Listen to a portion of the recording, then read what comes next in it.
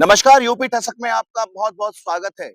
और उत्तर प्रदेश के ऐसे ज्वलंत मुद्दे को लेकर के आया हूँ जो इन दिनों पूरे भारतवर्ष में नहीं बल्कि पूरे विश्व में चर्चा का विषय बन चुका है और बड़ी-बड़ी मैगज़ीन का हिस्सा कुछ दिनों में बन जाएगा और ये दिखाएगा कि भारत में आज भी जातिवाद पूरे चरम पर है।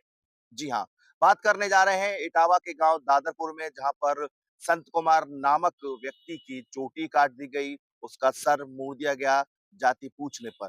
दोष इतना था कि वह भागवत कथा का पान कर रहे थे यानी भागवत कथा को सुना रहे थे।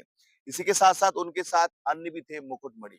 उनकी भी चोटी काटी गई, सर मुड़ा दिया गया और दरिंदगी यहाँ तक इस गाँव वालों की नहीं रुकी, बल्कि गाँव में उन्हें घुमाया गया, बेइज्जत किया गया, उनके हारमोनियम को तोड़ दिया गया, मारपीट की गई और उस जगह को धुलवाया गया। जब इन लोगों का मन फिर भी नहीं भरा तो इन्होंने औरत के पेशाब से उनके शरीर को छिड़कवाया गया और औरत के सामने चप्पलों पर नाक रगड़वाई।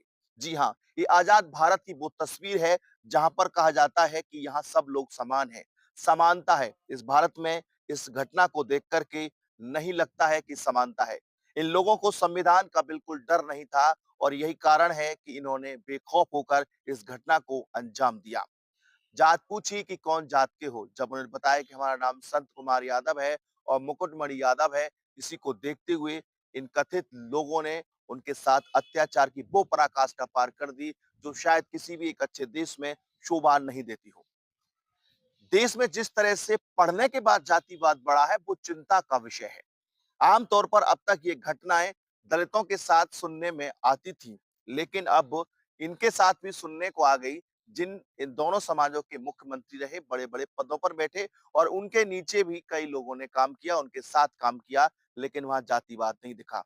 लेकिन इस घटना को देख कर के शायद ये जरूर याद आता है कि जिस तरह से हमने अपने बचपन में बड़े बुजुर्गों से सुना था कि जिस वक्त कोई शब्द कथा का या अन्य पड़ जाता था कानों में तो कांच घुलवा दिया जाता था।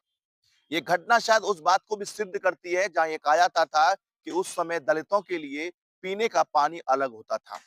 संविधान के निर्माता डॉक्टर भीमराव अंबेडकर ने अपनी जीवनी में लिखा था कि जब वो पढ़ने जाते थे उन्हें पीछे टाट का कपड़ा दिया था या टाट दिया था जिस पर वो बैठकर पढ़ते थे। उन्हें अन्य स्कूल के बच्चों के साथ पढ़ने की अनुमति नहीं थी। ये इस तरह की घटनाएं इस बात को सिद्ध करती हैं कि शायद ये हमारे समाज में होता आया है और आज भी हो रहा है। वर्ष 2025 का ये आंकड़ा है। वर्ष 2025 में हम चले आजाद भारत में आजादी का अमृत काल चल रहा है। ऐसा अमृत काल जिसमें जात पूछ करके मारा पीटा जाता हो। ये घटना इस बात का सबूत है कि कहीं ना कहीं इन लोगों को कानून का डर नहीं है।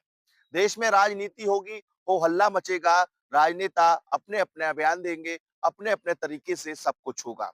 हालांकि इस मामले में पुलिस द्वारा 4 लोगों को गिरफ्तार कर लिया गया है और उन्हें जेल भेज दिया गया है। लेकिन जिस तरह से घटना घटित हुई, ये शर्म की बात है। समाज के लिए बेहद शर्म की बात है और निश्चित तौर पर यदि आज सरकार चुप बैठती है, तो ये निश्चित मानिएगा कि आने वाला समय ठीक नहीं है। कि जिस तरह से आज से 25 साल पहले बिहार में जातिवाद को लेकर के जो संघर्ष हुआ, उसे पूरा भारत आज भी भूला नहीं है। यदि जातिवाद का ये दंश और इसको रोकने में सरकारें नाकाम रही, तो निश्चित मानिएगा कि ये विभाजन होगा और कई जातियों में देश बंटेगा, जिससे कि संविधान को खतरा होगा, लोकतंत्र को खतरा होगा। हम मांग करते हैं कि ऐसे लोगों के खिलाफ सख्त से सख्त कार्रवाई होनी चाहिए। भगवान पर किसी का एक का अधिकार नहीं है। जिसने संस्कृत को पढ़ा वो परम विद्वान है। जो विद्वान है वो विद्वान है जिसको सब कुछ आता है। ये जरूर नहीं कि जात पात देख करके ही कोई विद्वान बनता हो। भगवान श्री कृष्ण, भगवान श्री राम ने कई ऐसे उदाहरण दिए हैं जहाँ जातिवाद खत्म होता है। भगवान श्री राम ने जहाँ अपने साथ केवट को गले लगाया तो वहीं भगवान श्री कृष्ण ने कुब्जा का शरीर ठीक किया। कुल मिलाकर उन्होंने कभी इस बात पर भगवान ने नहीं भेदभाव किया कि जहाँ जातिवाद हो, लेकिन इंसान लगातार कर रहे हैं और शायद ये कहीं ना कहीं जानते हैं कि इस समाज में ये शायद उनके लिए उनके वर्चस्व को कायम करने के लिए जरूरी है। लेकिन वर्चस्व हमेशा नहीं किसी का रहता है। इस देश में वर्चस्व सिकंदर का नहीं रहा, इस देश में वर्चस्व अकबर का नहीं रहा, तो आम इंसान की पहचान क्या है? नमस्कार।